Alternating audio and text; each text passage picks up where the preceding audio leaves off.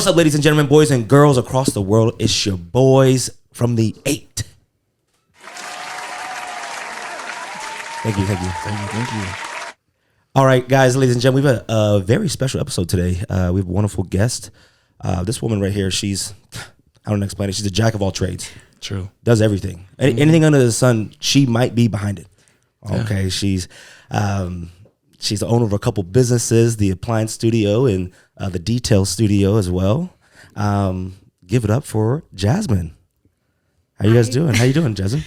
I'm doing great. Thanks for having me. Of course. Thank you for coming on. I appreciate it. Yeah, this means a lot. How you doing today, Javi? I'm doing all right. I'm not comfortable with this haircut, so. The camera's zooming in too. I can feel it like it's just literally beaming on it. I'm just thinking a lot of stuff about the hair. It's okay. Don't be. Shout out to the guy though. Like it's not like the haircut's a good haircut. It's not him. It's you. You don't explain it to him. Yeah. That's why I go to the same barber. I've always gone to. Look, listen. I'm not a loyal man when it comes to a barber. We all know that. Yeah. And I do pay my dues. A lot of people think I don't pay my barbers because Fossey says I owe fucking Manny money. He's in debt with his barbers. Manny was busy, wouldn't do my hair yesterday. And then Tito's been the new guy. Tito's been the one who's been doing it nice recently. But his shop closed at 4 yesterday. So shout out to Joel. He cut my hair today. Pretty cool guy though. Shout out. Well, Jazmine, again, thank you for being here again. How was your week? How was your weekend? It was good. It was busy. I did some charity work in the last 24 hours. I know. I saw that. I wanted to get into that. We'll have to talk about that in a second here. But you said it's busy.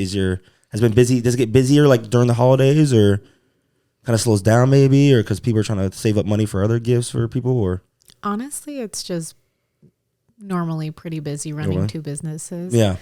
And especially the end of the month, I normally take care of all of our bookkeeping. So the last 5 days of the month really kick my butt with bookkeeping and stuff. So you did that all yourself? Yeah. Dang. Yeah. Is that something that you kind of taught yourself? Is it kind of an easy process to Yeah, it's something that I've taught myself. It just kind of makes it easier on my end to keep my books clean for both of my businesses and go from there. Yeah. Yeah. No, I hear you. Cool. What you have? How was your weekend? Today's Sunday. It's been all right. Been trying to get a haircut. And we were supposed to have Friendsgiving, but one of my friends, kid, he got sick. To the point where I think homeboy got a little seizure. Damn. Yeah. Is he okay? I didn't know that could happen, but I don't know. I tried to talk. He's not really good at texting back, so I might call him later today just to see what's going on. He'd probably like that, man. Yeah, he probably would. I just didn't want to call him yesterday because it was I think it happened in the middle of the night. So, I don't know if they got good sleep or not, because I could only imagine. Remember when I was telling you the Kiana breathing thing? Yeah. I even had a hard time fucking sleeping that night because I kept checking, making sure she was still alive and breathing. Yeah. So I can only imagine, if Kiana went through something like that, I probably couldn't sleep. Yeah, damn. So I was like, you know what, I'll give him a day rest and then I'll hit him up today. I feel that. There you go, yeah. But other than that, I don't think I did anything else. Yeah. My weekend, we had a work party downtown at the Salt Palace. It was pretty dope. I won $500, $400. The food, it was cool. See some familiar faces. Then last night I went to the Westerner, the Stern.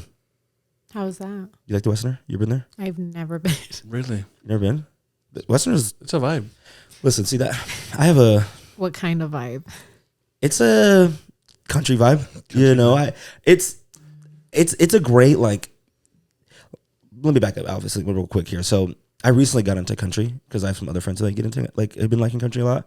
And I would say recently, I've probably been listening to it for the last 2 years. That's about it.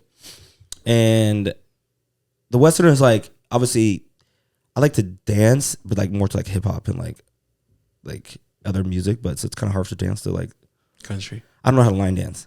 Yeah. When people go out there, they know these dance. There's dances you have to know to each song, so you can't just go to your own thing. You know what I'm saying? So, but it's a dope venue. They have, if there was a hip hop club like the Westerner, it would be lit. It would be so good. That's the one thing I think is crazy is they have probably the best dance floor. Yeah. But they all just line dance. It's just a fat ass parking lot. It's a great parking lot. They have a big old stage in the middle that you can dance, and then they have 4 bars on each corner, and then they have so many chairs and seating areas on the outside. They have pool tables. They have a karaoke room. They have you can ride a bull. It's a great layout. That's what I'm saying. I rode the bull last night for the first time. Really? They have a bowl? Yeah, they have a bull. You can a mechanical one. It's almost like, I don't know if you maybe it's like a kid's place for adults kind of. It really is. And then I have to go. That sounds like fun. I love country music. Really? Oh, really? Yeah, you have to go then. Then you gotta go to the West. You gotta go to the Stern. Yeah. I know. I just never been invited. Well, next time we go, we'll have to invite you. That'd be fun. So yeah, I got on. I'm always like, maybe I was a little intoxicated too about the bull, because I'm like, every time I look at it, I'm like, it's not that hard. Yeah. You know what I'm saying? Like, I could do that. And me, I'm like a little, not self-conscious, but I'm like, it's more of like a ladies thing. You know, you let the ladies go up there and do the bull. Like, I don't want to look sus up. Yeah, I don't want to look sus up on the thing. Bro, I got up there and I lasted probably about 3 seconds. That was it. It's tough. It's not as easy. So sorry. No, you're good. You're good. Anyways, moving on. What was I gonna? No, I don't want to move on. Because did you drink it all yesterday? Yes. Wow, I thought you were taking a break. I was going to take a break because I had gotten, I was supposed to. Do you want to share people why you were taking a break? No, not on the podcast. I was told not to tell the podcast why I was taking a break. So, anyways, so you said you've been getting into a lot of charity work lately. I saw your post that you made a big donation to the University of Utah architecture program. Tell us a little bit about that. So this girl named Caitlin reached out to me. She's part of the master's program there, and they're building a home out in a reservation out in Bluff, Utah, for a family in need. And basically the program builds and designs, and the students actually go out there and put the house together. Oh, wow. Yeah, it's really cool. And so she asked me if I wanted to donate, and so I went ahead and donated to that project. And I had the pleasure of driving that down there this weekend and see the project and see the students work at it. And it was really cool. I mean, I met this lady named Hiroko. She's Japanese. She came from Japan, and her husband are in that industry. And so basically she wanted still to do that, but because she moved, she couldn't still be a architector. Yeah. So then she decided to become an instructor. And so she's an instructor for the University of Utah, and she puts these things together. And her and her husband have like dedicated their life. They've, I think, done 30 homes so far. Wow. All over Europe, the United States, and I think Africa, she said. That's cool. That's really cool. Yeah, and so she's basically the one that puts it all together, and then they partner up with she's part of the University of Utah, but the location out there in I think Bluff. So is that pretty south? That's like really southern Utah, right? Yeah. I want to say like 5, almost 6 hours. So like Moab? I think past Moab. It's like an hour and a half past Moab. I think my job did like a volunteer. You said the reservation, right? I think my job went out there and did something like that. Isn't that? Correct me if I'm wrong. I don't know. You know how Utah had the like way back in the day, they had like the concentration camps. Mm-hmm. Do you know anything about? You know if it's by that? You have any idea? I'm not sure, but I do know it was like in the reservation. It was past Bluff, Utah. Yeah, it's somewhere around there. Yeah. I didn't know we had reservations out here. Yeah, they have a lot.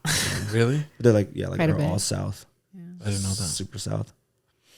No one's gonna fault you for not knowing that, because there's like not. We might have a lot in Utah, but there's like not a lot. And I would say like, you know, like they're like more out. Yeah, outskirts. Yeah, because I've seen kind of messed up a little bit, but that they're in that. But I think they like that. No, maybe.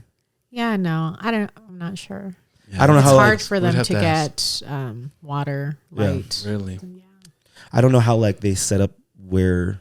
I don't know if it's like a government. It's probably like a government thing that like, all right, it's kind of like fuck. Because when I went like, to this is your guys' do your thing. Area. Yeah. When I was in New Mexico, I knew, like, I could see where they were at. Yeah. I think New Mexico has the most.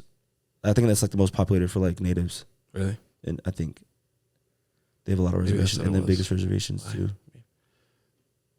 Well, that's cool though. Yeah, that is cool. I went and did that. It was really awesome. And then I actually did some volunteer work. So I welded a little bit. So I did aerospace welding for 5 years before I became a business owner. Yeah. And that's kind of what I was known for, Black Widow welder. Yeah. And I stopped welding about almost 2 years ago. but yeah, so I went there and I got to weld a little bit and saw the project and felt really cool to be a part of it. Yeah. I wanted to ask on that welding thing. Like, I mean, first off, I don't know too many people that weld. I know people that do it, but it's not something that's common, I would feel like. But especially for a woman to do it, I feel like, what made you want to do that? A lot of people ask me that.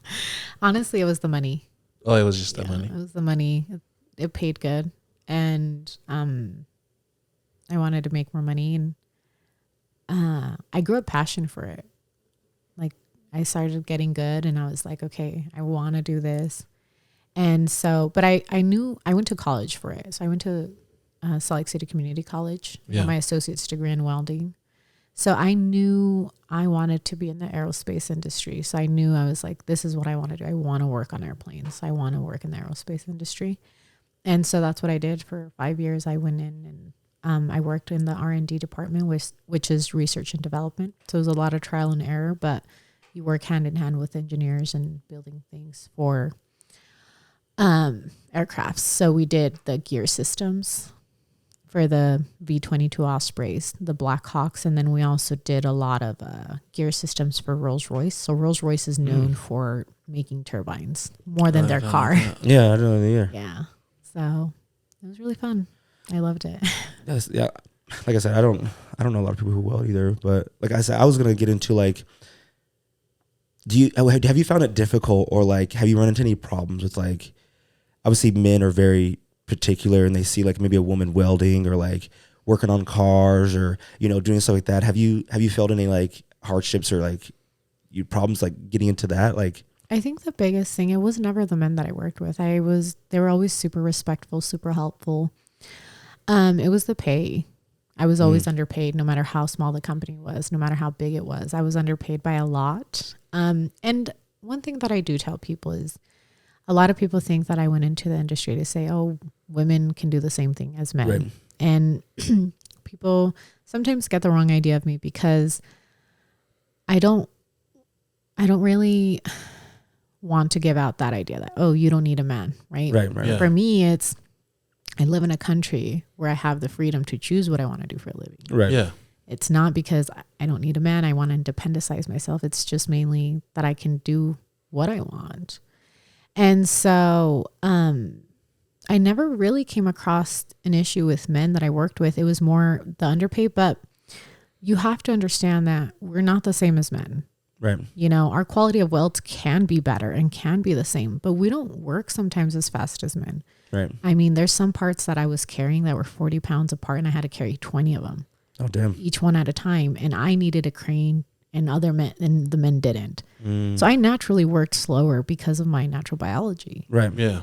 And so, and I'm a mom, so I had to leave whenever my kids were sick and everything. So I was underpaid most of the time, but it just, men work sometimes better under those circumstances than women. Yeah, it's interesting you say that, because I feel like I'm not saying women don't thrive. Right. We do, but we're not as strong and we're not as fast. And but I feel like, I mean, there's probably some qualities that you have that the men didn't, or not. Because I feel like, for most part, I feel like women are very like, we pay a lot of attention to detail. To detail. So I feel like, that's what I was gonna. Well, not say, but that's what I was going for. But when you're in manufacturing, detail and doing the good work matters, but you have to do it fast paced. Manufacturing is all about, there's 40 steps, you miss one step, you mess up the entire line of manufacturing.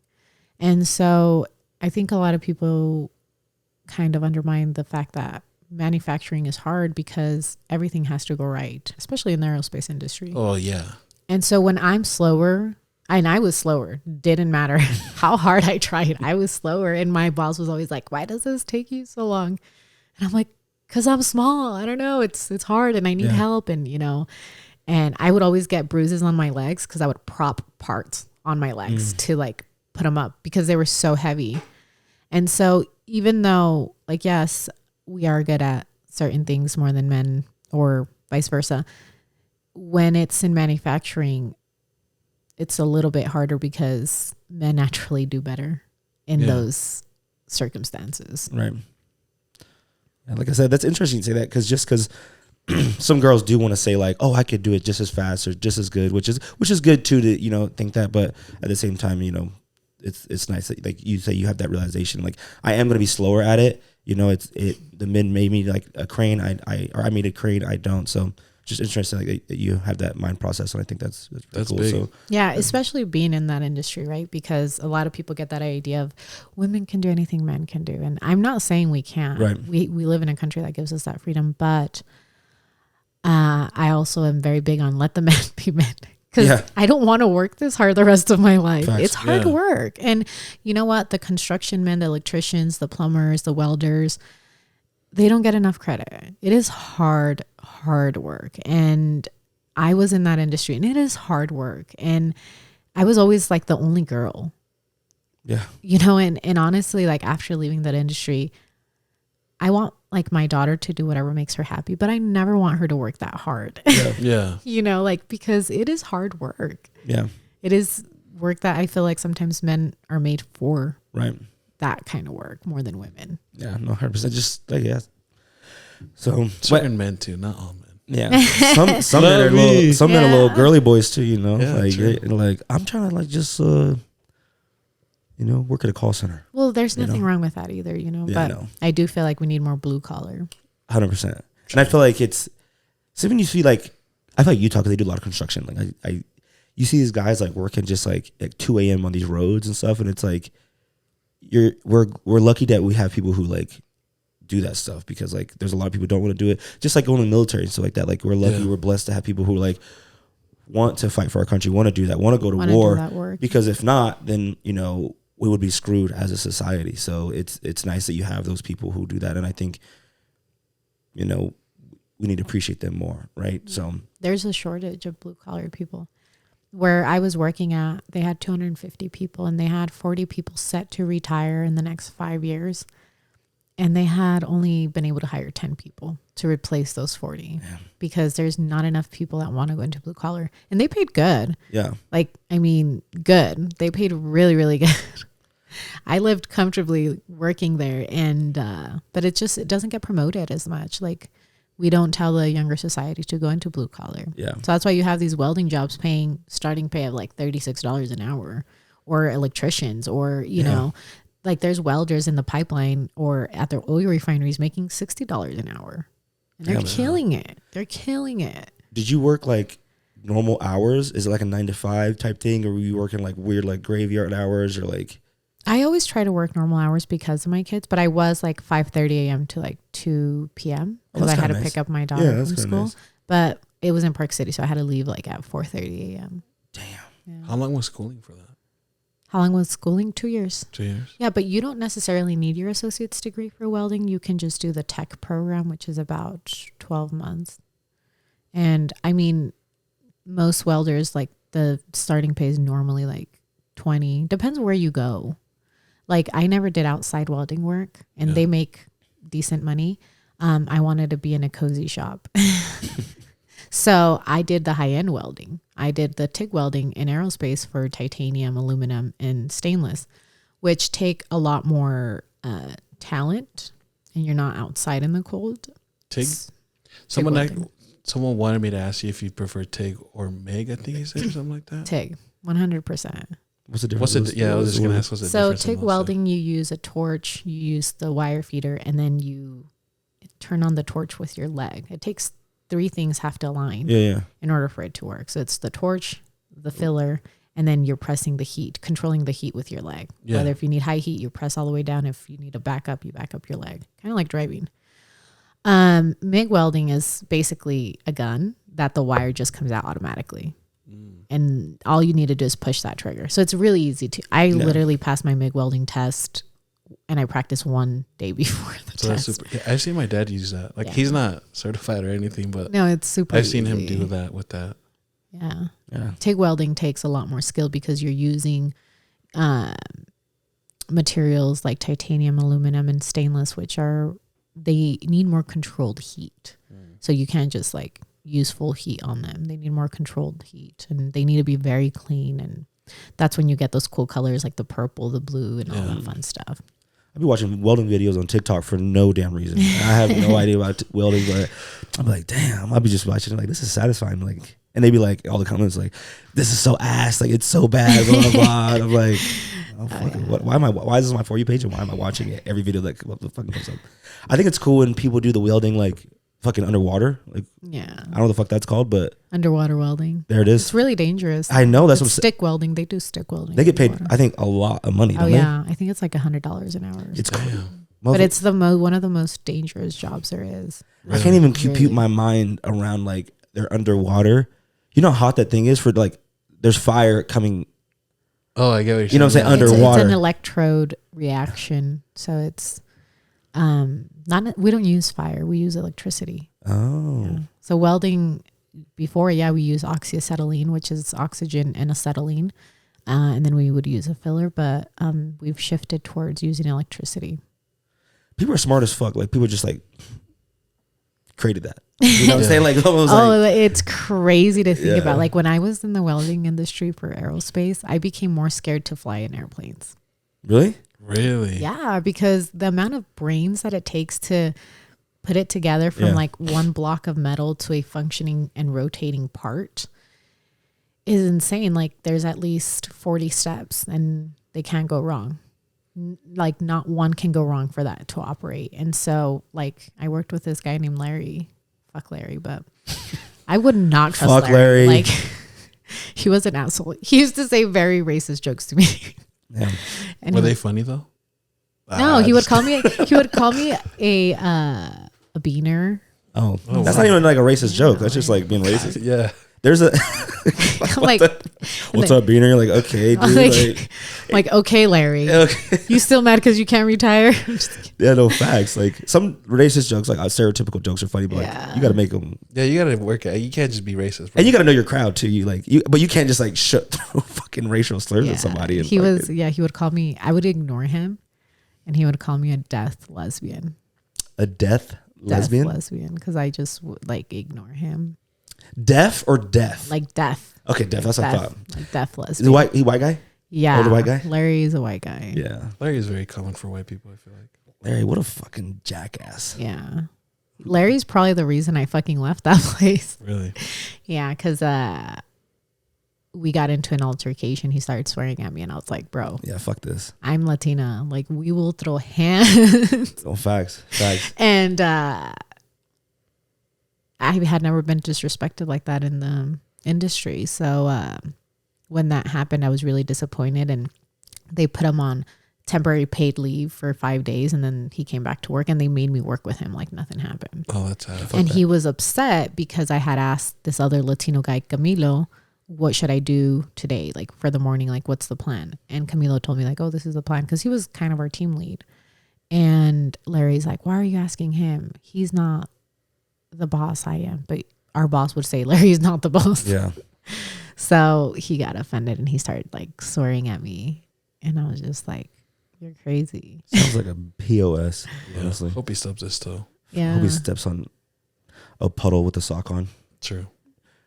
Yeah. So, but yeah, that was but back to that. I have a harder time flying in airplanes because Larry used to make a lot of fucking mistakes. That's why I was like, it's crazy you say that because I have a lot of friends who do construction and I trust my friends and everything, but I'm like, we trust them to just build these buildings, right? These houses and stuff. And like how do we know they're doing like their job right? You know what I'm saying? Like a layer, like what if there's like a couple layers in the crew who are like, they're just fucking not doing it right. Yeah. And like, well, and thankfully there's a lot of like inspection processes in the aerospace industry. They actually have 3-point inspection process. And so, it will get caught at some point, but it's the amount of like brains that it takes to make something like that. It's insane. It's insane the amount of people that it takes to put something like that together. Yeah, which is insane. Yeah, that is so crazy. I just like places can just be built or like because there's a lot of lazy people in this world and there's a lot of people who don't pay attention and there's a lot of people who don't like pay attention to detail. So like it's awesome that they do have these like 3-point inspections to like make sure it goes right because I don't know, like it's just not everyone really gives a fuck as the next guy. Yeah. So I was gonna ask. So you grew up in West Valley, Utah, yeah. Salt Lake area. Salt Lake area. What high school did you go to? I went to West. You went to West. Wow. Oh. Oh wow, that's a good. It's like oh wow. Do you want water? Sure. Do you want water? I'm okay. I got coffee. Thank you. Did you go to West all 3 years? I don't know if West is a 4-year high school. I think there are 4. Yeah, it's a 4-year. I graduated as a junior. Oh damn. Yeah. So, oh wow. So I graduated as a junior and then just started college. So I went 10th and 11th grade. I graduated 11th grade. They do have 9, 10, 11, but I just went 10 and 11. Which one's is West the one that's closer to the U? Or is that East? That's East. That's East. Yeah. That's the Wildcats. Yeah. I never mind. Okay, I wanted to talk about. Shout out to our listeners. I wanted to talk about. I saw your post as well. How like you kind of had a little transformation, going to the gym a lot, and kind of had like your discipline going on, and you talked about doing it for 14 days, doing it for 30 days, and just really disciplining yourself. And you were going to the gym a lot, and not finding not getting results, not getting results, and right and. I just bring this up because I like to go to the gym, and I found your kind of post kind of, it was nice. It was a little breath of fresh air kind of thing. And so tell us a little bit about like, just that you should like making that transformation and like just buckling down and like, hey, realizing like, I need to fucking make a change. Yeah. So I think a lot of it started with, I had surgery. I had a lipo type surgery and in 2020. And then by 2021, November 2021, I was the biggest I've ever been, like weight-wise. And I had just had a lipo a year ago. This was 2021? Yeah. So I had a lipo in 2020. And then in 2021, in November, I started my workout kind of journey because I weighed the most that I ever did. Do you think it had anything to do with like the COVID year? Because that was like kind of the COVID years and kind of... I think it had to do with I got a lipo and I let myself go. Yeah. Yeah. And so then I weighed the most that I ever did in my life. And your body is really smart. It'll find different areas. Like you can get a area lipoed and like your fat cells will like go away, but your brain will find a different area to store put it in. Yeah. I heard that about lipo. That's crazy. And so then I was just like, damn, like this is the biggest that I've ever been, and I started working out. And so I went all the way from November of 2021 to November of 2022. And I had lost like 6 pounds. That's it. Wow. And I was going to the gym every day. And I was like, what am I doing wrong? Like, I'm not losing weight. I look the same. Like, what's happening? And so I started to put more attention to my diet. Like, what am I eating? Am I being healthy with my body? And it's not much about the looks. It's more about your body is like the biggest investment that you have. And so then I wanted to become healthier. And so then I started researching like ways that I could diet because I wanted to cut weight. That was the first thing. I want to cut. My thing was I'm going to cut 10 pounds in 14 to 21 days. That was my goal. Like, so in November of 2022, I went on this hardcore diet where I cut out carbs and calories and sugars. And I lost the 10 pounds. And everybody's like, you're just going to gain it back. And I had read this thing about your brain that if you do something consistently for 14 days, it becomes a habit.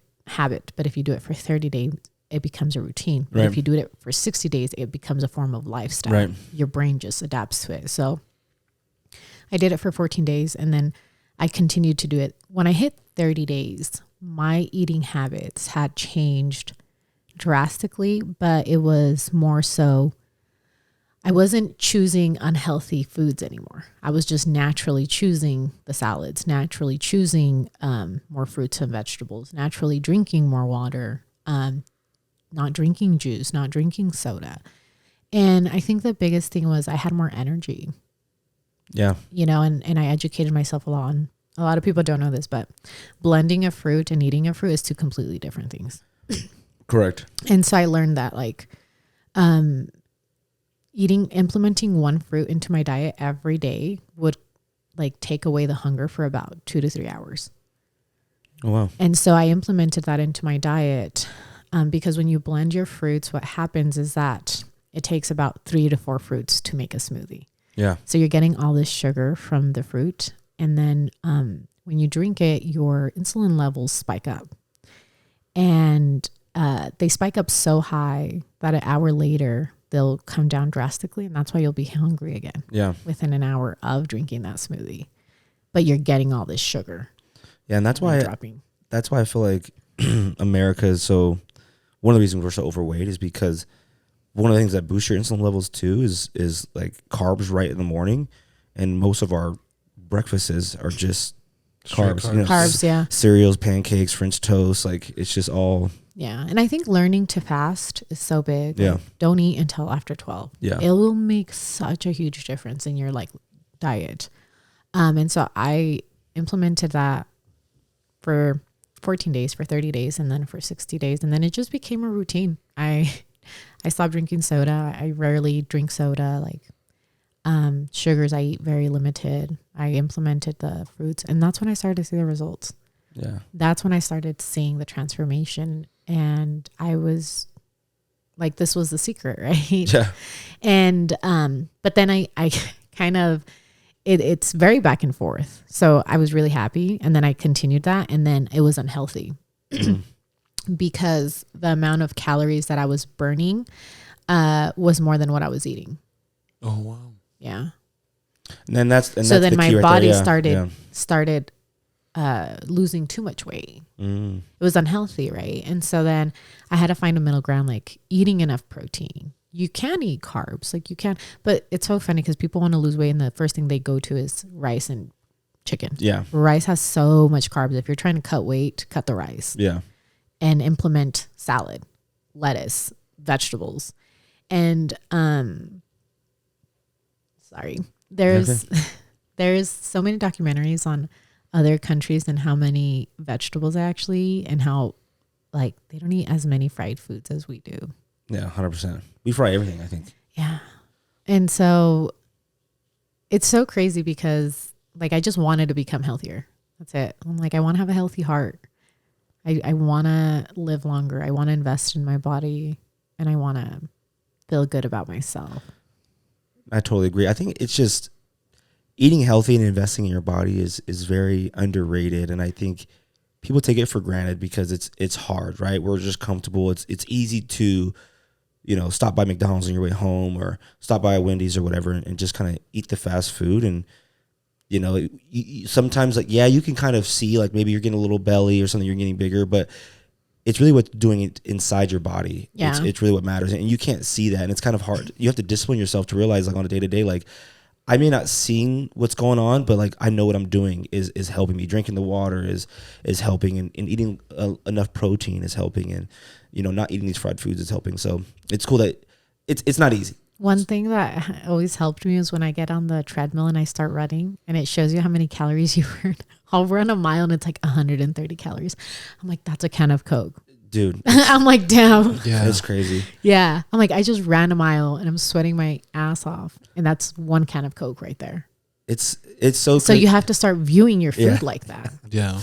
It's so crazy. I'll do like this. I'll do the same thing. I'll be on Stair Stepper and I'll be like 300 calories. I'm like, dang, this is like, it's like 2 cookies or something. I'm like up here for like an hour. Yeah. And I'm like, you're like, this is it. Yeah. And I'm like, so it works out your body so much harder to lose that. And the sugar is so bad for us too. Like, but it's in everything. It's sugars in everything. Like I try to cut out sugar too, but I love hot sauce. I love hot sauce too. But I didn't notice, like, I love sriracha and I put sriracha in everything, but like sriracha's got sugar in it. So I'd have to like almost cut my sriracha out or like just make salsa.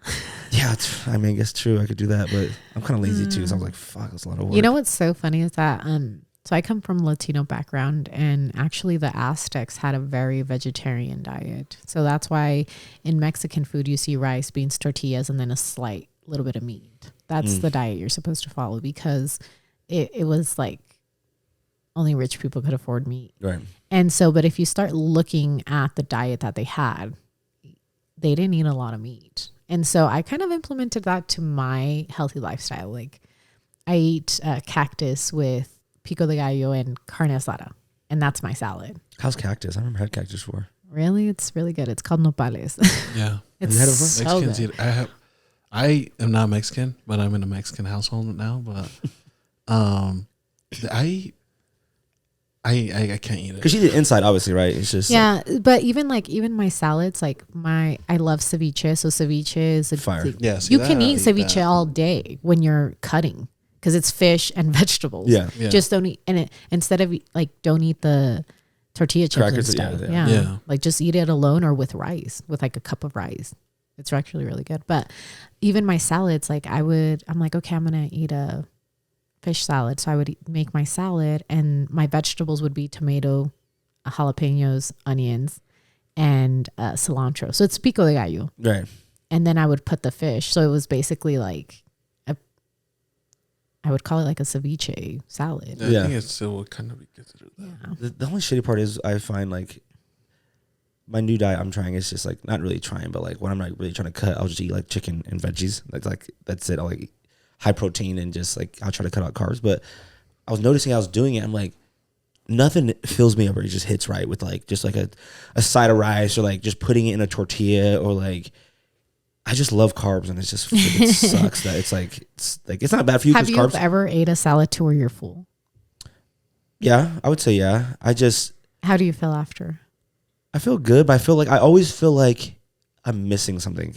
It's okay. So that's the trick, right? So when I make my salads and I put the fish, the tomatoes, the onions, and the jalapenos and cucumbers actually too, and cilantro, I put a shit ton of lime. And then the jalapenos have to be spicy. So it's spicy food. I love spicy food. So I have a spicy salad. Okay. And I don't need any ranch. And it fills me up. And I do a lot of lettuce wraps for my tacos. So I get the romaine and I put the carne asada chopped up. And then I put pico de gallo or salsa on top or guac. And I just eat that. I eat like 5 of them. That sounds fire. That does sound fire. They're so good. And so it's really easy. The salad, I'm not a fan of. With that, sign me up. Eating healthy is like... And you can do that with fish, shrimp, anything. Beef. Yeah. Like you can do it with anything. Just lettuce wrap it and just eat it like that. It's so good. Eating healthy is... It is fun. Like it's like making a healthy meal or just like cooking for yourself. My problem is just... I don't have no problem eating these things. I just have a problem being lazy and making stuff. Like that's...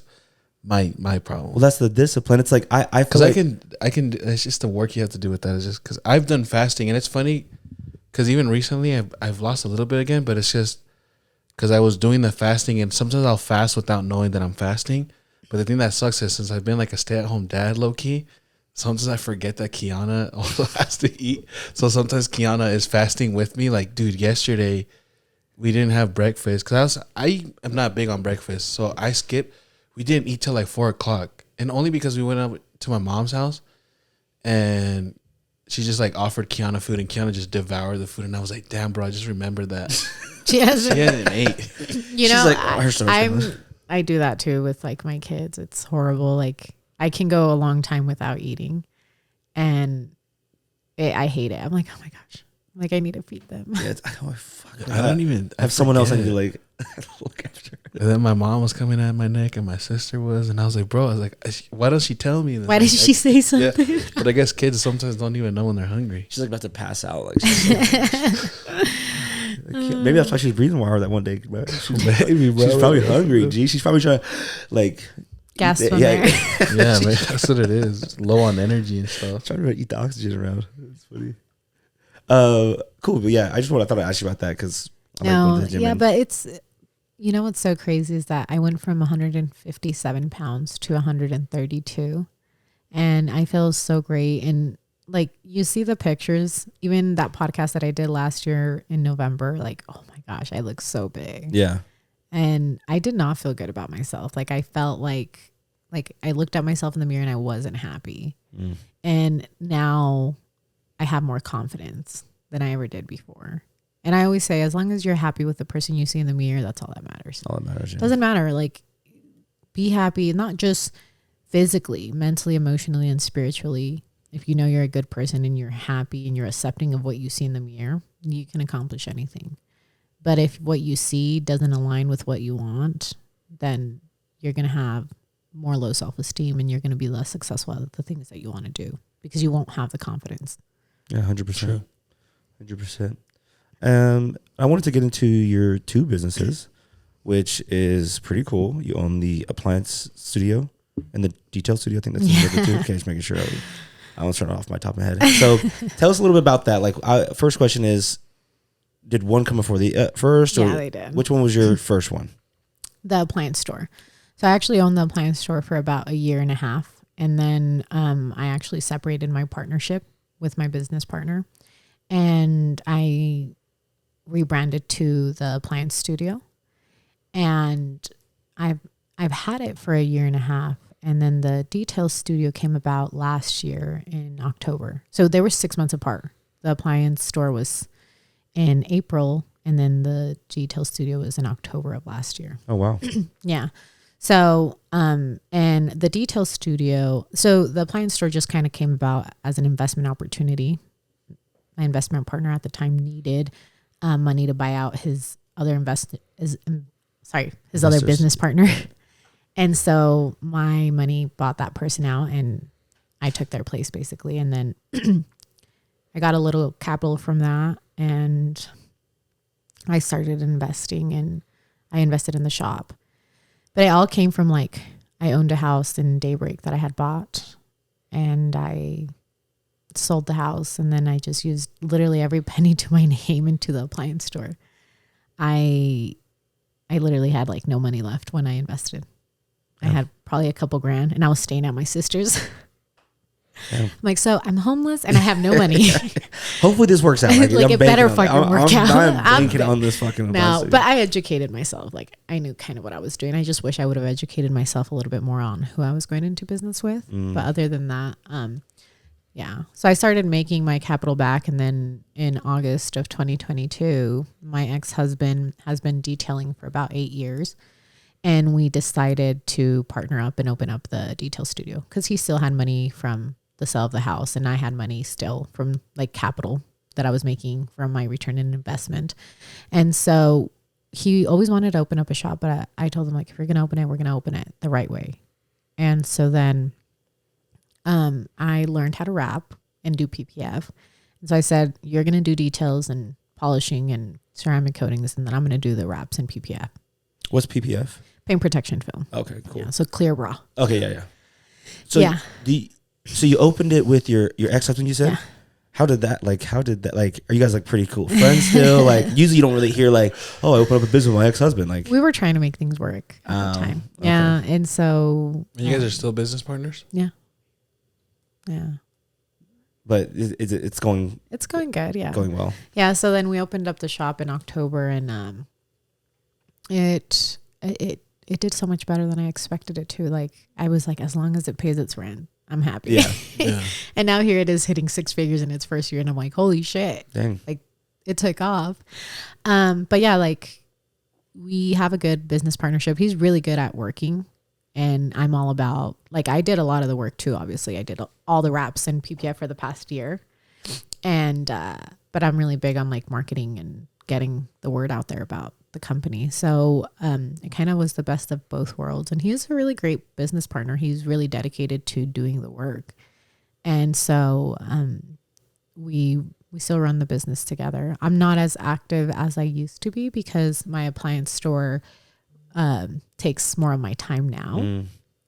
But I'm still part of both of them. So that's kind of how the Detail Studio came about. You probably could have used them, G. For what? For your appliances. Probably wouldn't have took as long to get the fucking fridge. Yeah, I fucking bought. I bought a fridge and washer and dryer from Best Buy. The crazy thing is, I went to a couple appliance studios and they're awesome. Like I went to like one in North Salt Lake. I went to one in like fucking south. I don't even know how fucking south I went. Like so south, they looked at me like, "You better get her out of here, filler." Like scram. Yeah.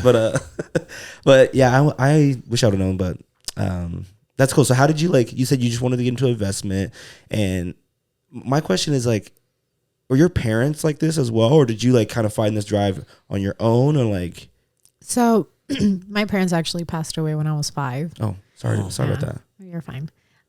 So I kind of been on my own. I have my family, but no, it really didn't come from any of that. I think it just, owning a business just came from I wanted more of my time to be mine.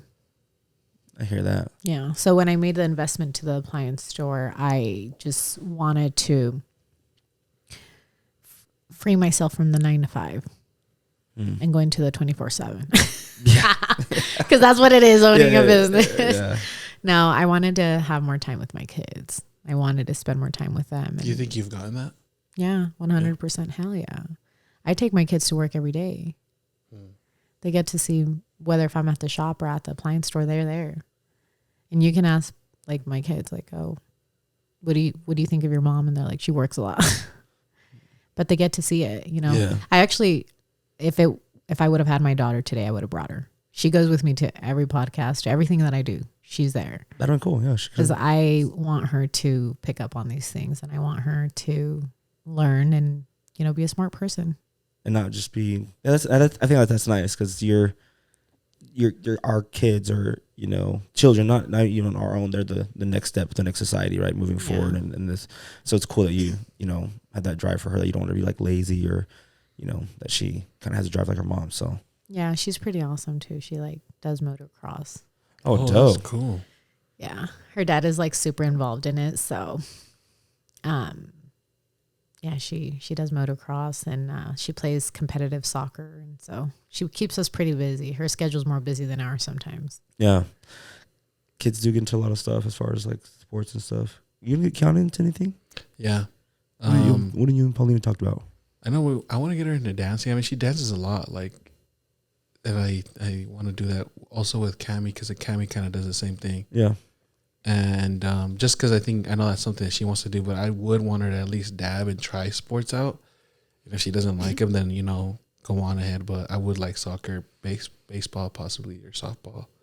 Yeah, even basketball. Dance is fine. Like, you know, it's just to introduce her to everything. That's what we did. That one I think she would like a lot because she already does it all the time. She'll just do it. Yeah. I don't know where just start dancing. I mean, it's not like she's busting nice moves, but she's got a rhythm. So.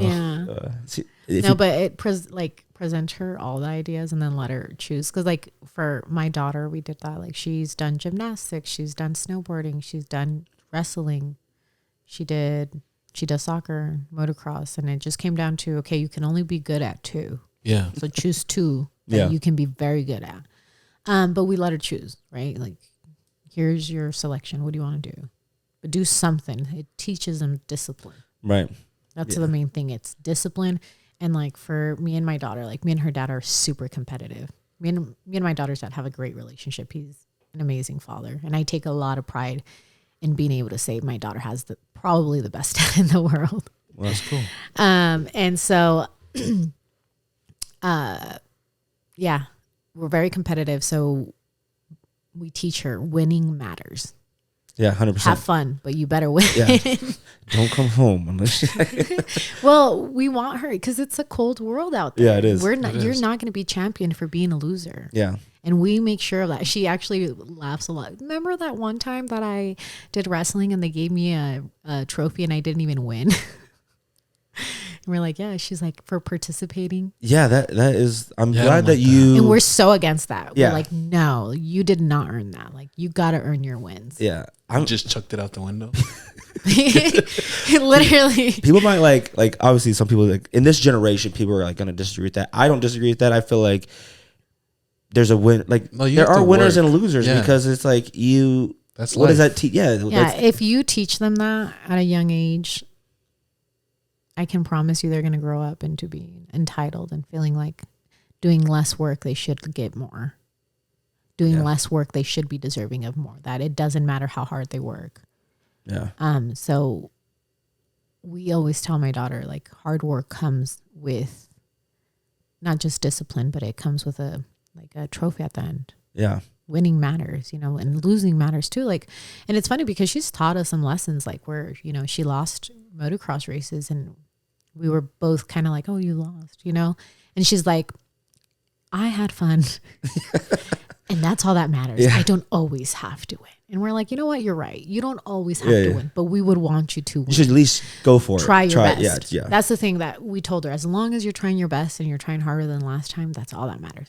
Yeah. Winning is important, but a growth is more. Exactly. So as long as we're having some growth and seeing you do better, that's what's important. Because it teaches them like I don't need to like the participation trophy kind of thing. Like teaches kids like I don't really have to do shit or try as hard as the other kid. I'll still win. Like I still get a trophy. I still get candy or whatever. But like I don't really have to fucking do shit. Yeah. And these kids are working their asses off, and I got a trophy just like it would piss me off if I was a kid that worked my ass off and did something good, and this kid over here fucking didn't put no work and got this. It's like when I was in high school and I would always fucking put my name on the group assignments when I didn't fucking do it. The group assignment. I'm like, yeah, put my name right there. Like, fuck. But, no, so yeah, so her dad, because I was gonna ask like how do you freaking get a kid into motocross, but her dad was already into it before, is that you said? Yeah, I think he had been into dirt biking but didn't actively do it, so he just kind of went and shoved Emma into it.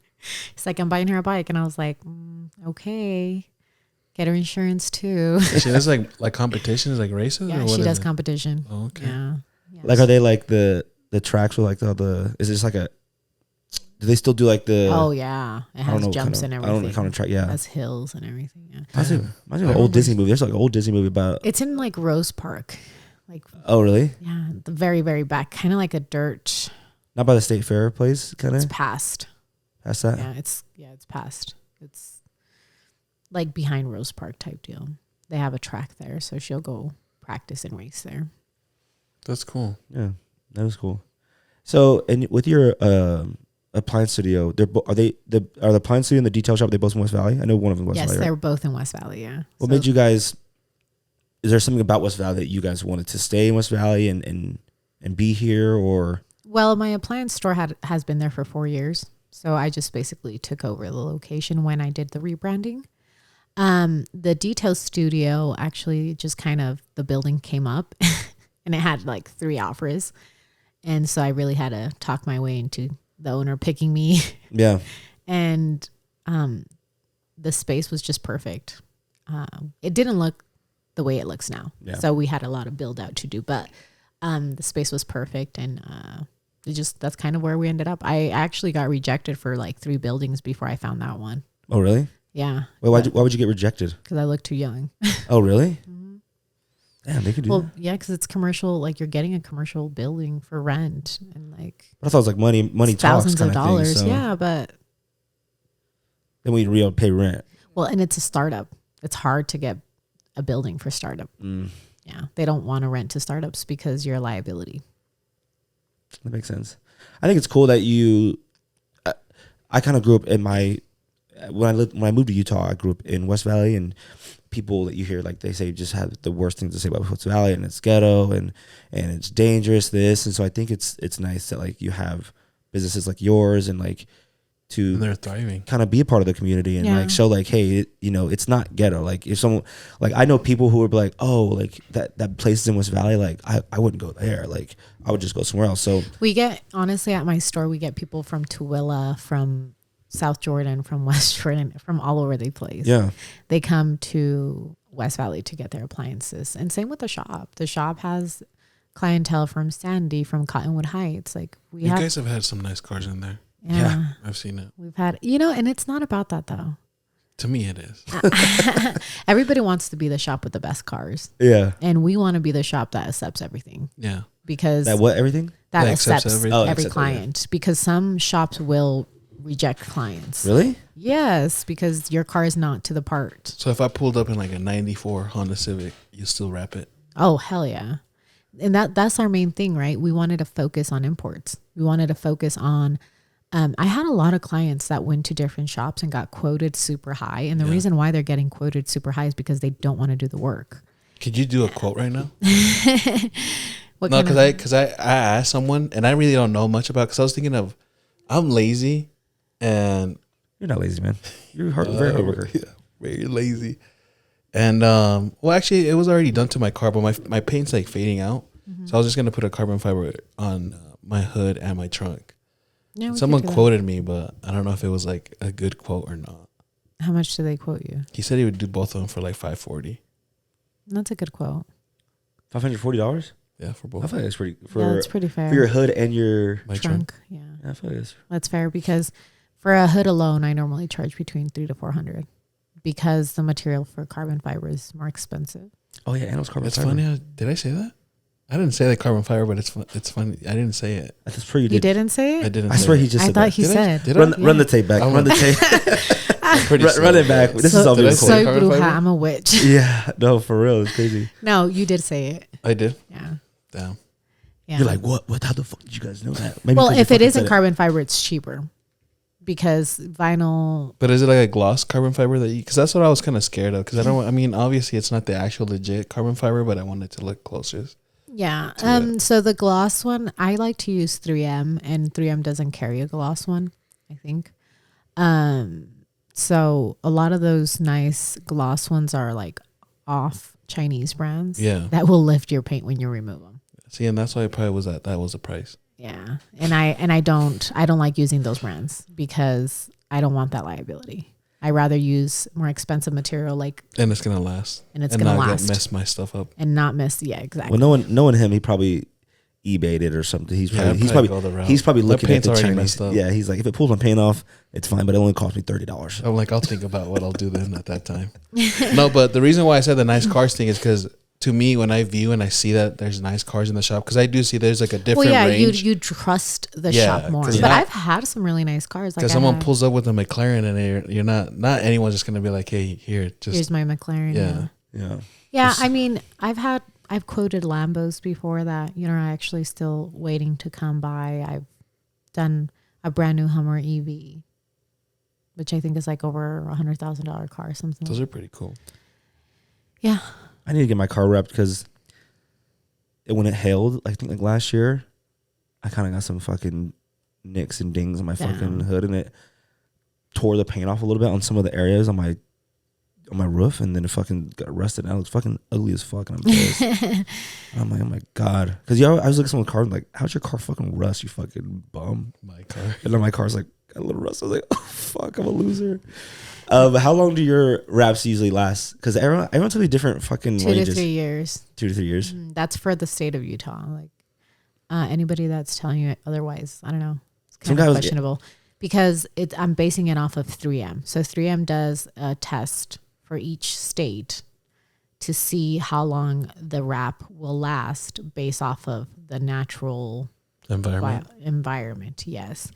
And so they back up their material. They say after 2 to 3 years, you should remove it because there's salt, because we have high UV light here, because of this, that. Even if you like keep in a garage, or it's still the same? Yeah. I mean, you can maintain it better. You should keep your wrap in the garage no matter what. If you're getting anything wrapped, and if you're parking in the sun, it's going to bake on the car. Yeah. And it's going to last a lot less. It's probably going to last a year. Someone told me I usually heard 2 years is like the average. But someone told 2 me to like 3 years. Someone told me like, yeah, my wraps last 5. Well, it also depends how good you take care of it. It's because they said it 2 years because 3M can't be like, oh, you can have this for 5 years, and then it's like, oh, dude, on the second year it's gone to shit, and then you're gonna go sue them because you said 5 years. You're gonna want them to warranty it. So that makes sense, I guess. You downplay it. If they last longer, great. It's the removal part. That's tough. That becomes hard. Yes, because if you leave anything on for too long, it doesn't come off in one piece. It comes off in like tiny little pieces. What would you say to someone even that says like maybe wraps aren't worth it because they're kind of expensive, like to get your whole car done, and then you have to redo it in 2 years? I think it's not for everybody. I do think it's like a fun thing to do. Yeah. It's not a replacement. It's not a replacement for paint. If you're going and getting a wrap for a replacement for paint, you're getting the wrong idea. And normally people like that I send to a body shop that I use around there. Forget their name, but it's okay. Yeah, so I normally send them out to a body shop and have them get that taken care of, rather than hiding it with a wrap. So wraps are more aesthetics. Like you want to change the look, you want to be fun, and then you take it off. Yeah. It's not to replace paint. If you're doing it to replace paint, it's not going to do. Yeah. And a lot of people are like, oh, well, for that much money, I can paint the car. Great. Go paint your car for that much money and see the quality of paint that you get. Yeah. Oh, for sure. People cheap out on all kinds of stuff. But at your shop, you said your ex-husband does detailing side? Yeah, he does the detailing, ceramic coating, and we actually recently got him certified to do paint protection film. So he's now an installer as well.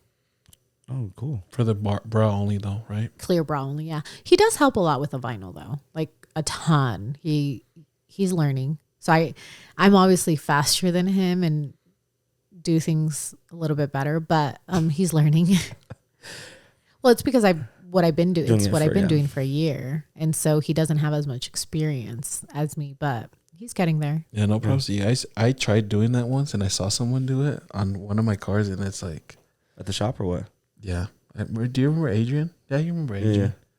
Yeah. And he told me, he's like, bro, don't ever bring this shit ever to me. I never want to see vinyl. He's like, I'm gonna leave your shit at the way it is. Don't ever fucking bring this shit over here again. But he was like he does body and like paint stuff. Yeah. So it was like the first time, he was gonna do a vinyl for me, because I told him he couldn't do it, and this guy was like someone that he took that very personal when I told him he couldn't do it, and he couldn't do it. He got really pissed too. It's not easy. A lot of people are like, oh, you're putting a sticker on the car. Well, then you put the sticker on the car. Yeah. If it's that easy. Yeah. You know, so it's not that easy, but it does take talent, skill, and it's the labor. It's the labor. It takes a long time. Like for me to do a wrap, like I have to hire a install and removal guy that comes in, removes all the handles, all the headlights, and he's a professional. It's actually my daughter's dad. I find a place for everybody. Wait, so we're keeping the money in the family. Not the ex-husband, it's your daughter's dad who you call in. Yeah. Oh. Yeah, he does all my removals. He has his like own job and thing, but he's just such a perfectionist, and he will never break a clip or a bolt. Like he does it perfectly. So I pay him to come and do all my removals. I go in and wrap. Fernando helps me, my business partner, that's his name. And then we get done, and then Bingas, Eva's dad, comes back in and puts everything back together. And you said you taught yourself to to wrap? No, I went and I took a class. Oh, you could take classes for that? Yeah. Oh. Yeah, I took a class. It was like a 3-day course. And then you basically just kind of practice after that. What do you practice on? I practiced on my car, my sister's, and then after that, I got my first client, which was Michael McHenry, the owner of Sunday's Best. I did his Raptor.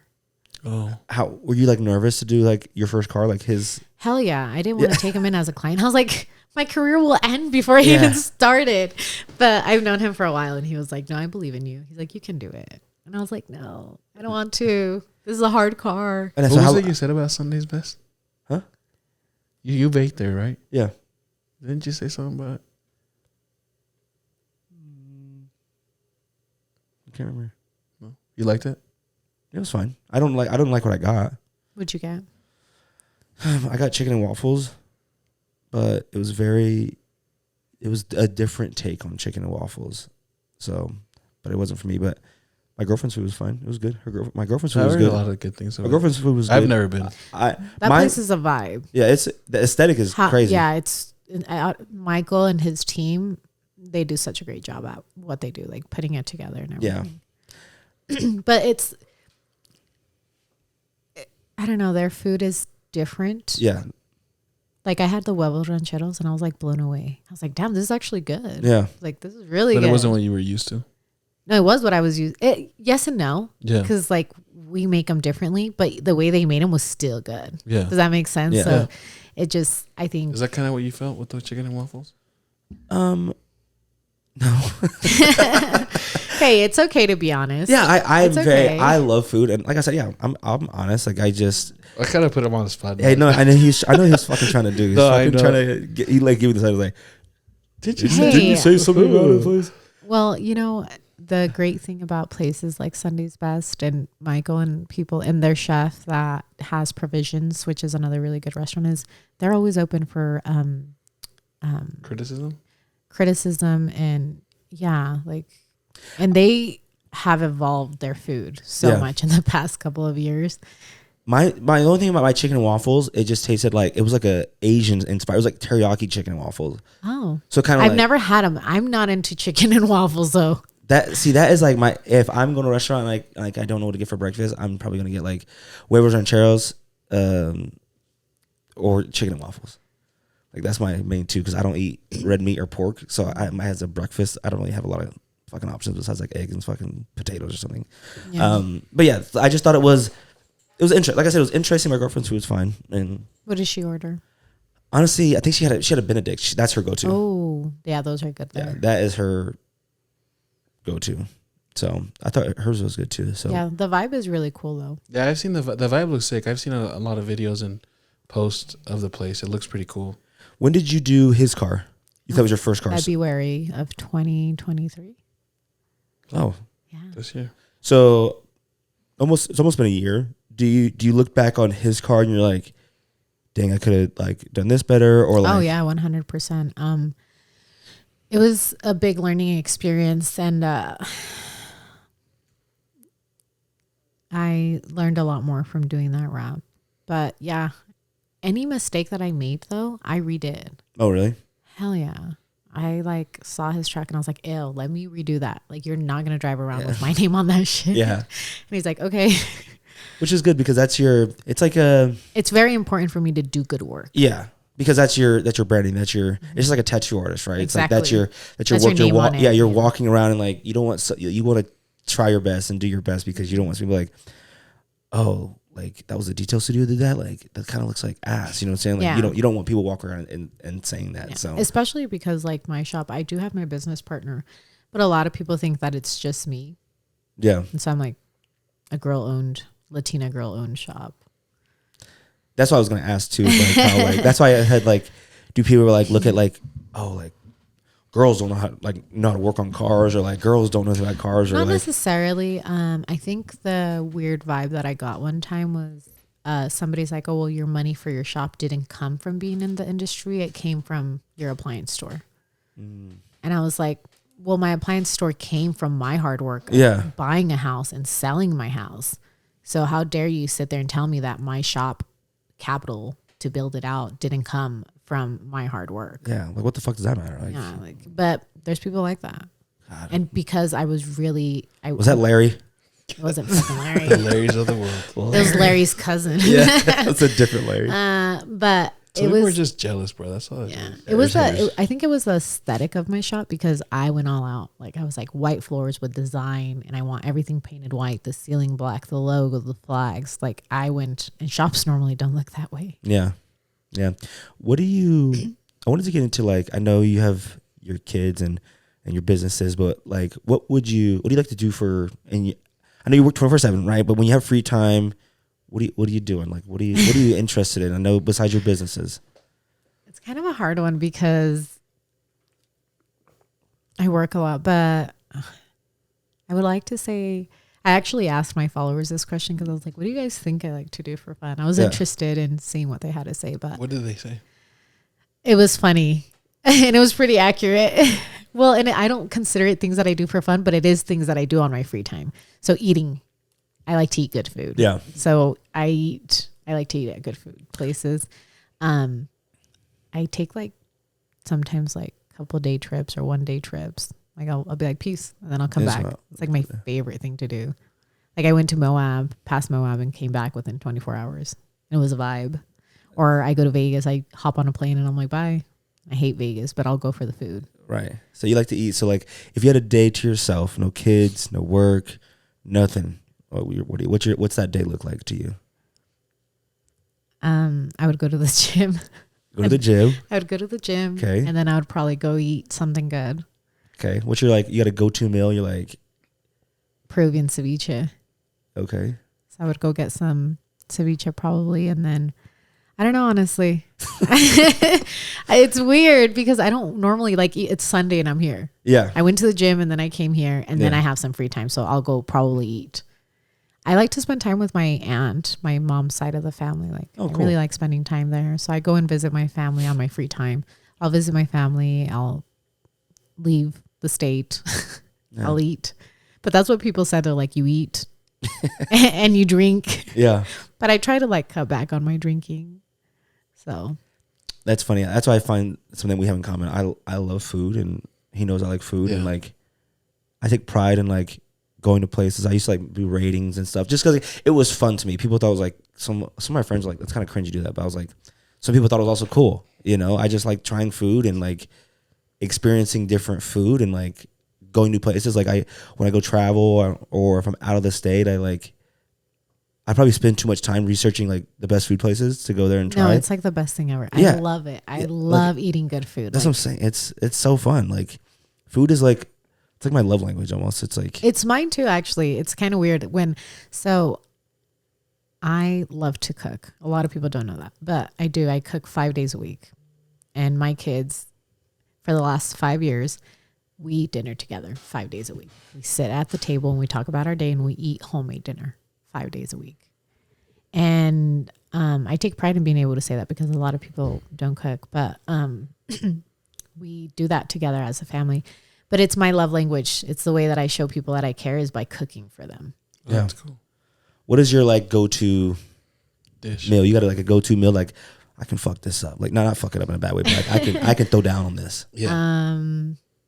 The ceviche. Just love some ceviche. You like seafood a lot? I do. Are you a fish or a shrimp ceviche?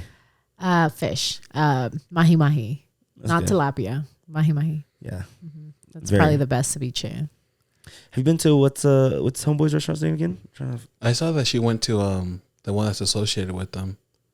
You went to that, what's it called? That's down in Provo. Not Provo. Yeah, it's actually borderline Provo. Sol Agave? Yeah, so they're associated with them. What's the Homeboy's name though? I can't remember his restaurant. Crap.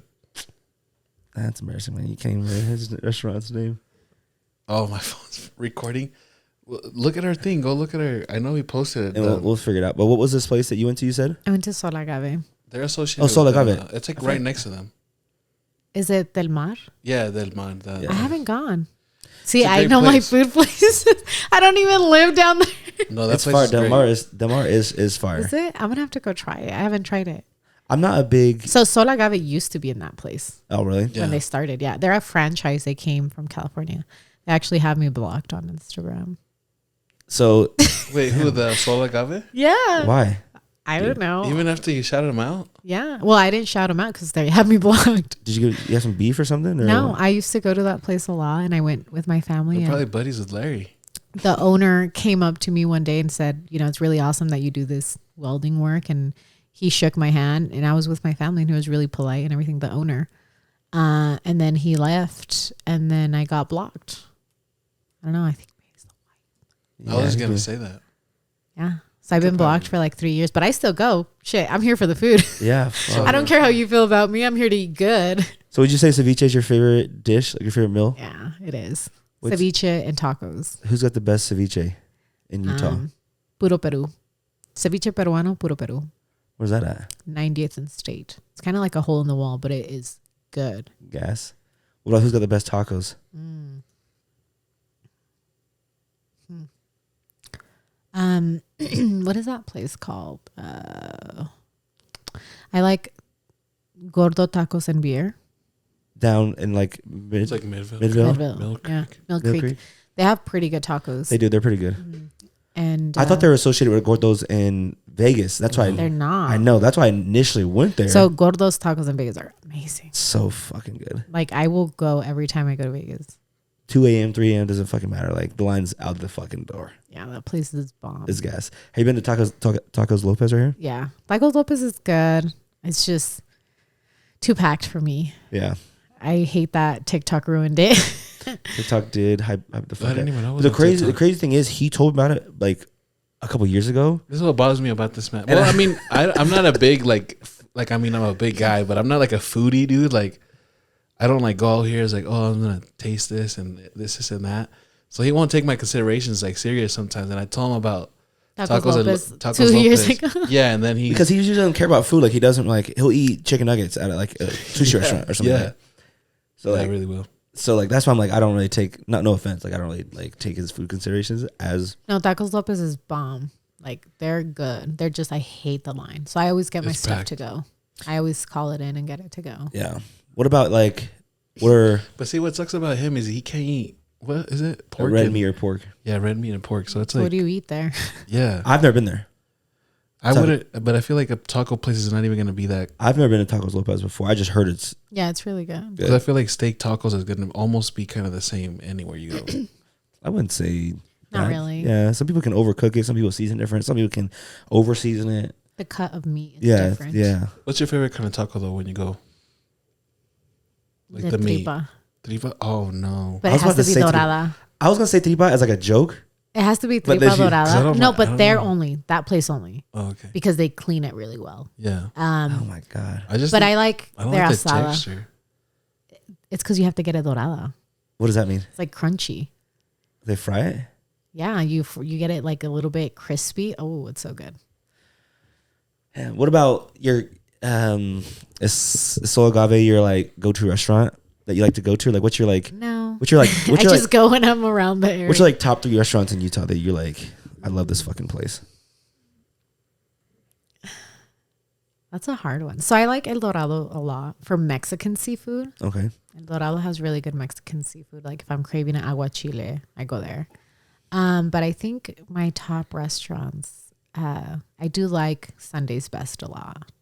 And then I tried Provisions recently, and I was pretty blown away. It was really good. And I saw your post that you posted. Like they had duck rolls. So it's like spring rolls, but they're duck. So good. Oh. Really good. And then they had like the steamed buns with pork belly. They were so good. That sounds fire. Yeah. So I like that a lot. But I don't know. I know a lot of people. I don't have a favorite. You don't have a favorite? No.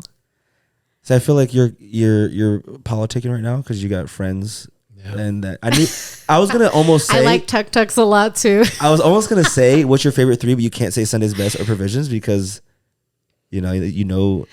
A lot of my clientele at the detail studio is restaurant owners. Oh, really? Yes. I have probably like 10 to 15 restaurant owners. And they all have good food. So, but Tuk Tuk's is a Thai food place in West Valley. They have amazing Thai food. Like amazing. Do you like Thai food? I do like Thai food. They're I like good. A good Thai curry. I'm not like the biggest Thai person, but I do like Thai food, like pad Thai. Like their pad Thai there is so good. And then I get their red curry, and their wings are like super crunchy wings with no sauce on them, just like wings. I do love the way like Asian people make chicken wings. Oh yeah, it's just like, so much better. It's yeah. I don't know what they freaking do to the chicken or how do they make the batter, but it's great. So I'll have to try them out because I love trying new places. And go to Tuk Tuks. It's so good. They have really good food. I actually made a video about them on my Instagram, and I try to do that for like any restaurant that I really like because it's my real genuine opinion about, not just because I know them and they're my friends or anything like that, but because I think they offer good quality food. Like any place that I've ever recommended to somebody, I've never had somebody say, "Oh no, it wasn't good. I did not like it." You know, so cool. I'll have to check it out. Tuk Tuk, right? Yeah, but for Italian, if you like Italian, Antica Sicilia, yeah, or not Sicilia Mia. So they're kind of, I think, sister companies. But Antica Sicilia has really good Italian food. Sicily is one of my favorite Italian restaurants in Utah. Yeah, I think carbonara is fire. Yes, that's what I get. The carbonara, it is so good. It's their sister companies. I'm not sure if it's the same or not. But oh my gosh, their food there is Italian. That's what I'm saying. Like I have a lot of favorites. It depends what I'm going for. Yeah. What am I eating that's kind of like where I eat. Yeah. And I was gonna just kind of switch gears a little bit. So you have a pretty good like following on Instagram and stuff like that. How do you deal with? Do you have like any internet trolls out there who are DMs or commenting? And if you do, how do you kind of deal with that stuff? I stopped having that some time back. Trolls? Because I didn't feed into it. Yeah, I think when I was welding, it was probably when it was the most like bad. And then when I had my video up of me welding at London Bell, that got like 1.7 million views. That one got a little bit of people upset because of the attire that I was wearing. Mm-hmm. But for me, I just weld whenever. I'm not. Yeah. I don't need to go full on gear to weld. But other than that, like, I don't really get haters and stuff like that. And it's not it's just, I don't give them the time of day or the energy. Yeah. And so they kind of go away. They just. She told you. Huh? He said he told me because like I'll do like most of like the social media kind of stuff. So we were having a conversation about like how we haven't been getting engagement. And I told him we do get engagement in certain areas, but it's not the kind that you want to know. And I don't, because like you said, like the negativity. So it's like if I come and tell him what I see, then it's just like, I feel like the person that's trying to like spread that negativity in a way wins because I'm sharing the negative with him. So like I was like, I just don't tell you most of the things that, you know, and it's nothing but like negative and like rude comments. And he said it jokingly, but he was like, give me the login to the, you know, to our YouTube. And I was like, no, bro, you can't do that. I was like, that's you're going to give them what they want. Like, just because sometimes I wear my hair up in like different styles and stuff like that. So people are like coming at me and like, oh my gosh, people come at people for everything. Just like a little bit. But for me, I'm very big on, I don't invest my energy if you're not helping me grow financially, spiritually, or emotionally. If there's not a gain, I'm not investing myself into it. And same with my followers. My followers are very respectful because I've never sat there and fought with anybody. I actually delete it.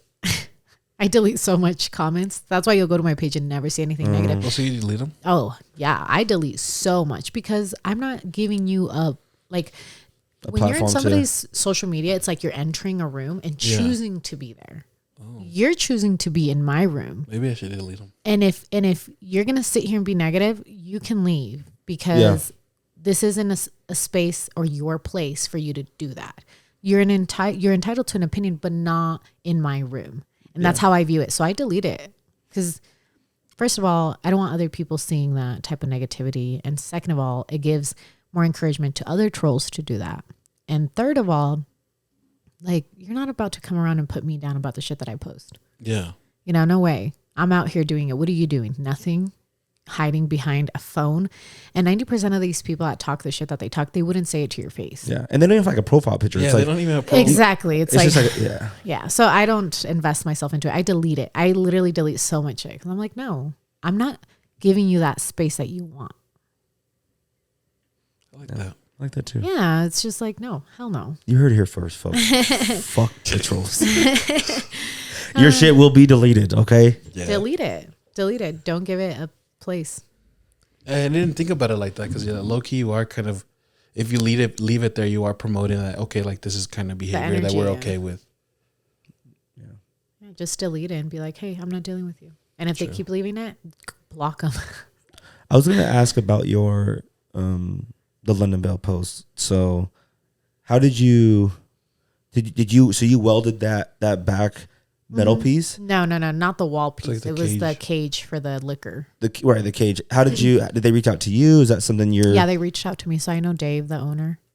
Oh, okay. And so you just kind of like linked up and welded that. And I always say I do a lot of work for the trans. So Dave, his last name is Tran. Okay. I thought she said trans. Their last name is Tran. Well, yeah, so he has a brother Oh. named Andy Tran, and they own a lot of commercial buildings. And I've been welding for them for years. Like it's been like 5 years, and I go out and I weld all of their shit.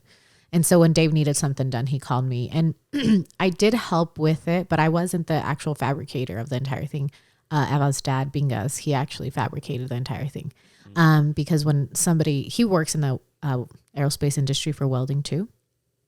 So when anybody needs any side work done and I can't pick it up, I give it to him. He's the only person that I trust to give my side work to. And I basically get a cut for being the middleman. There you go. But I do go and help. Yeah. So I'll always make sure that like his quality is to part, that we're lining up with our quality and that we're doing good work, and that people are treating him kindly. Because they're my clients. They're going to come to me, even though that I send him out, they're coming to me. So I always make sure that the quality matches what the expectation should be. So that day I was out there, and then I helped weld the actual cage. So he brought the cage already all welded, and then I helped weld it to the actual thing so that it could be functioning. And you said you're not welding at all anymore. If I need to, I do. But no, like for a living, no. But you still have all your stuff, like yeah. That's crazy. Like you could just like it. I respect that you taught yourself a lot of like trades, like stuff that you can do to your like. Just I think that's very interesting. And yeah, that's one thing that I tell people is like, if my two businesses go to shit, I can pick up welding tomorrow and get a job within like 3 days and start making good money. Yeah. What would you say to people listening who, maybe finding themselves kind of like stuck in like they're comfortable, or maybe they're scared to invest, or they're kind of just, they want to own a business and things like that. What would you say to someone who's kind of listening and your experience with this? So first of all, I never saw myself owning a appliance store or a shop. You never know where you're going to end up. You just kind of fall into it. But, honestly, the same thing that I said in the podcast that I was before this one is, you're putting money on yourself. So if you think you're capable of doing something enough to invest in your potential, do it. It's you who you're making the investment on. Are you going to do the work? Are you going to work hard enough for it? Are you going to give it your full potential? And so making that investment has to align with your potential. Do you truly believe that you can make this work? Yeah. So believing in yourself and in the work that you're doing, and also educating yourself on how profitable the industry that you're going into is. So I think that's the advice, is just, believe in yourself. Yeah. And I feel like some people are just scared to take that jump, right? You're comfortable where you're at, and maybe you don't want to quit your 9 to 5 because you don't know if this investment is going to work out. I think anytime you take a gamble, you have to be willing to lose it all. You have to be okay with the idea of it not working out. And if you're not okay with the idea of losing it all and it not working out, then the likelihood of you being successful is less, because you're not going to give it your all. So you have to be okay with losing it all if that happens. That way I respect that. Yeah, I think it's the best way to look at it, right? Because if you're not willing to lose it all, then you're not willing to give it all. Yeah. So I think that's the biggest thing, is being okay with, hey, if this doesn't work out, at least I tried. I'm back at where I was and it didn't work out. So now I'm going to move forward. It's the only thing you can do. Yeah. Just keep on chugging along. Yeah. Well, I think this was a great episode. Do you have any, we kind of went over our time. I don't want to keep you here too long. Do you have anything else to closing out? Well, as we wrap up, I kind of want to roll out the red carpet to you and just tell people where we'll drop all your businesses in the social and the posts and stuff like that. So if you want to just kind of, like I said, promote it or tell them where it's at, where they can find you, your Instagram, this is kind of your time to. Yeah. So you can find me on Instagram. Obviously, it's Jazmine Barraza with 2 A's at the end. And then the Detail Studio on Instagram, and then also the Appliance Studio. We're both located in West Valley. So if you have any appliance needs or any detailing car wrap needs, you can hit me up on my personal page, but it's always best to hit up the business pages, because you'll have a more likelihood of getting an answer. Yeah, true. Any holiday deals they can expect? Yes, actually, for the shop, has 20% off all services, including wraps. Oh, dang. Yeah. How long is that going till? Till the end of December. So the entire month of December. Cool. Yeah. Well, Merry Christmas to you people. 20% off the Detail Shop. Well, we really appreciate you coming on to the show today. We really enjoyed you. I hope everyone out there listening really enjoyed today's episode. And like I said, we'll put all of her information in the socials, all the information about the shops and where you can find her. And I hope you guys enjoyed today's episode as well. And stay blessed out there, people. Peace out. Peace out. Bye.